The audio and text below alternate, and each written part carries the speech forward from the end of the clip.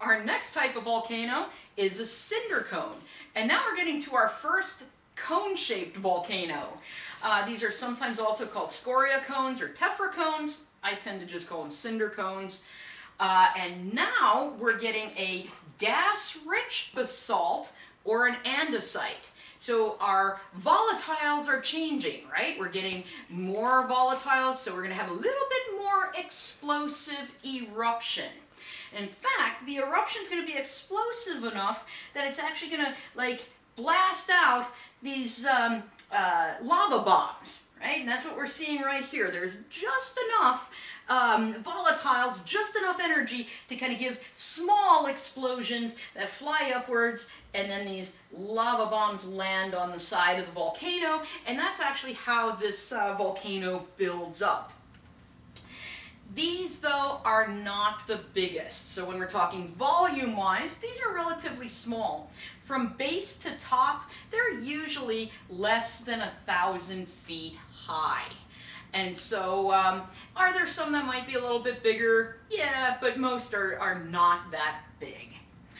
Now, these can have associated lava flows that usually come at the last stages of the eruption, because what happens is you get these, when there's still a lot of gases, you have these little explosions that build up the cinder cone, and then at the last tail end of the eruption, most of the gas has been ejected, has been used up. You might have this last little pulse that comes out as a lava flow. Now, these are interesting because unlike many of the other volcanic eruptions, these form in a single eruptive event that lasts a few weeks to a few years.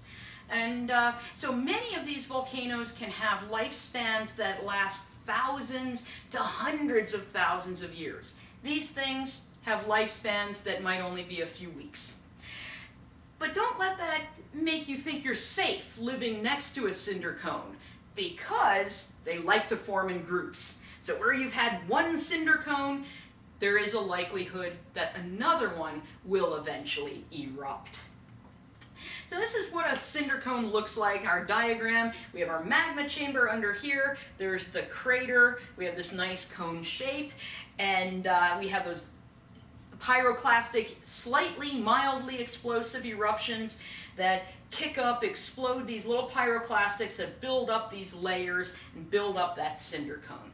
And in this cinder cone, which is being excavated, you can actually see those layers of pyroclastics that were erupted to form that cinder cone. You might be asking, well, why are they excavating it? What are they doing? If you do a lot of gardening and you buy the like black and red lava rock for decorative purposes, those are the cinders or the lava bombs that are being erupted out of that. And so that's what they're mining there. They're basically just excavating this cinder cone for that rock to be used in like gardening and stuff. In the United States, a really nice example of a cinder cone is this one. This is Sunset Crater in Arizona. And that one erupted in about 1065 AD. So that's a very young cinder cone. It's in an area where there's a lot of other cinder cones. So I always wonder if someday when I'm driving around in northern Arizona, I might be like, check it out, a new cinder cone's forming, because the possibility is still there. But one of the classic examples of a cinder cone that geologists look to is this one called pyricutin in Mexico. And the reason we look at it, it is a cinder cone that we were able to watch from birth through its entire lifespan to its extinction. It began erupting, I think it was in 1943, in some poor farmer's field. It just, one day he went out and there was like a little crater and lava bombs started flying out of the crater in his field. And over the next 9 years, a cinder cone grew. That's the cinder cone of pyricutin. And then towards the end of the eruption, like I said, you can have some lava flows. We had a lava flow out of the base of it. It was very interesting for geologists because, like I said, we got to see the entire lifespan of one of these, but it is also very sad because the volcanic activity did bury a village, and if you go there now, all you can see of it is really the church steeples sticking out of the lava flow there. But in any case, cinder cones are very abundant. You find cinder cones all over the world, and they're kind of fascinating because they're a sort of one and done volcano. They do not have these lengthy lifespans. All right, other volcanic landforms. You can have a lava dome, also called a volcanic dome. And this is made from gas, poor, andesite, dacite, or rhyolite. So when we're looking at those 3 V's of volcanology, well, gas poor means low volatiles. If we're starting to look towards andesite, dacite, and rhyolite, now we're looking at higher viscosity. But these things aren't real big, so these are a small volume. And what happens to form these? Well, these are really viscous lava, right? High viscosity, so they don't flow far. So what happens is the lava flows to the vent. It doesn't have a whole lot of gas in it to explode it out of the vent, so it just sort of flows out of the vent and sits there. So, right, comes up and it just kind of goes, sits there. And there's not enough gas to explode it, but it's not low enough viscosity to move, so you get just this sort of blob of lava sitting on top of the vent. Now, these often form after explosive eruptions have released most of the gases. In fact, we saw a lava dome form after the 1980 eruption of Mount St. Helens. The 1980 eruption was very explosive, blasted off the top of the mountain of Mount St. Helens, and then in the crater that was formed, this little lava dome formed later on because it was kind of like the leftover magma after all the gases had been released, or most of the gases. But sometimes these things, right, they erupt over top the vent and they just kind of sit there. They can act like the cork on the magma chamber, and they can kind of plug up the volcanic vent, not allow more gases to escape, and that can lead to a buildup of magma and gases and ultimately another explosive eruption. So these lava domes can be, even though they're not the biggest volcanic landform on the planet, they can be a very interesting one. Now, a great example of one I just gave you, that's the dome inside the 1980 crater of Mount St. Helens. So this whole thing is Mount St. Helens. Mount St. Helens is not a lava dome, but right in here, that's the crater, and that material right there is the lava dome that grew in the years since 1980. And there we can get a close-up of it. Here's that lava dome, right there. Now, Mount St. Helens itself is something we call a stratovolcano. Synonym for stratovolcano that you'll see in some textbooks is a composite volcano. These are sort of the classic volcano, the tall, snow-capped, cone-shaped volcano. Those are stratovolcanoes. They're made from the more viscous lavas, andesite, dacite, and rhyolite. They tend to have large eruptions, so when you're looking at the volume, you can think large. Tall, like I said, sometimes these can be 14,000, 16,000 feet high, and they have that classic cone shape. Now, how these guys form is you have interlayers of lava flows and pyroclastic flows. So you'll have like an explosive eruption of the pyroclastics, then you have some lava flows, and another explosive eruption, then some lava flows. And so you get a volcano like this. Right? So we have lava flow, pyroclastic, lava, pyroclastic, building up this big volcano. Now the thing about these, they are long-lived, and these are the kind that will have periods of activity, and then they will go dormant for a while. Dormant doesn't mean they're dead, it just means they're sleeping. They're kind of calm and quiet for a while. And then they'll wake back up, have an eruptive phase, and they'll go dormant again. And this can last for hundreds of thousands of years. In fact, I believe Mount St. Helens has been active on and off for something like 275,000 years.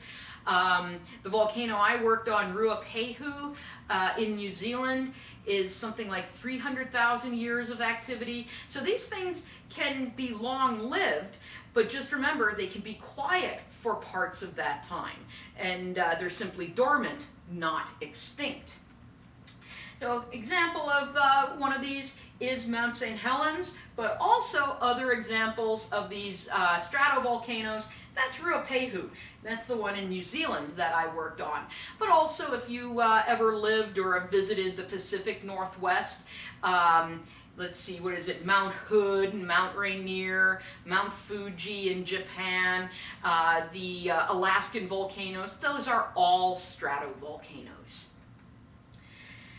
All right, now a fascinating type of volcanic landform is a caldera. And a caldera, by definition, is a large depression. So you can think like an extra big crater. And it has to be greater than 1 kilometer in diameter. But many calderas are much larger than just 1 kilometer. There are some that are like 30 kilometers in diameter. There's one called Toba in Indonesia that's kind of oval shaped, and I think that's like 80 kilometers by 40 kilometers. So these can be not just large craters, these can be like giant craters. And these form because a volcanic structure collapses when a large magma chamber is emptied.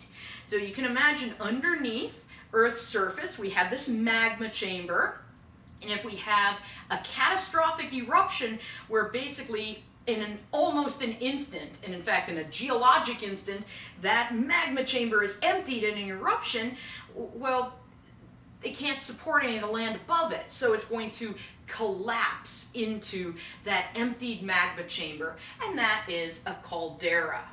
Now, when we're talking about the most explosive eruptions on Earth, well, calderas can be formed. They don't have to be, but they can be formed in some very explosive eruptions if the magma involved is rhyolite. Rhyolite is that very viscous magma. It can allow lots of gas pressure to build up in it, and if you've ever watched things with, it's like super volcano and heard that term, we're talking about rhyolite eruptions that create calderas. Those are those super volcano sorts of eruptions.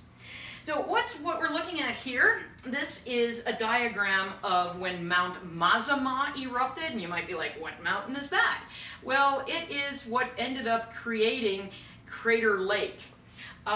So you had Mount Mazama, there's our magma chamber, empties dramatically, the land above it sinks into that emptied magma chamber, creates Crater Lake. So that is a great example of how a caldera can be created. Not all calderas are going to be filled with lakes, though. That just depends on climate. Another great example of a caldera is the Jemez caldera in New Mexico. So if you're standing here looking off to the Jemez Mountains, you might not think that there's a giant super volcano lurking in those mountains. But if we look at it in the satellite view, that photograph was taken from somewhere up here looking this way. Look at this circular pattern there. That's the crater that collapsed, or the caldera. So about 1.1 million years ago is when the eruption of that caldera was, and that would have been an exceptionally explosive eruption. The next photograph is going to be taken standing right around here looking across this valley. There you go, and that's what the inside of that caldera looks like. No lake there because we're in the middle of a desert. That's called Valle Grande. I absolutely love when people have very creative names for things. Big Valley. Yep, I guess they called that right. If I ever had to name something, I think I'd just come up with like the most random name for something. I'd just call it like Squirrel in My Pants Valley. Just so people are like, why the hell does it have that name? It would have nothing to do with anything. I think you should be creative that way. All right, last of the volcano types that we're going to talk about, or volcanic landforms, is something called a Mar volcano. And this comes from a special type of eruption called a phreatic or phreatomagmatic eruption. Scientists love long, weird words. Well, what phreatic or phreato refers to is steam. And so we're talking about a steam or a steam and magma eruption. And these kinds of eruptions usually form a depression in the landscape. And how they form is, notice we had what's called the water table here. The water table is where rocks in the subsurface are holding a lot of water. Basically, you have an aquifer. And then we have some magma rising. And that magma that might be, 1,000 degrees Celsius hits that water. Well, water boils into steam at 100 degrees Celsius. If 1,000 degrees Celsius magma hits that water, it's going to cause something called flash boiling. It's going to instantly boil that water in the aquifer. And that is a very explosive reaction. So when that magma hits that water in the aquifer, it blasts, it explodes out a crater. So it explodes this out, you get these deposits from that explosion, and then you get a crater left over, and oftentimes, because you did have an aquifer, that crater will fill with a lake. And you will end up with kind of this depression in the landscape, like I said, oftentimes filled with a lake, but again, it depends on the climate. Great example of this is Schalkenberner Mar in Germany, and that's what it looks like. So if we could go back, I don't remember exactly when this one erupted, but it wasn't that long ago. It was something like 12, 15,000 years ago. It wasn't that long ago. Might be a little bit more than that, but we're not talking millions of years. This was where one of those phreatic eruptions occurred. I'm so used to saying, any questions? It's really hard to teach sometimes when I don't get feedback from you guys. I just miss seeing you. But anyway, we'll come back in our next volume, and we are going to talk about types of eruptions that happen.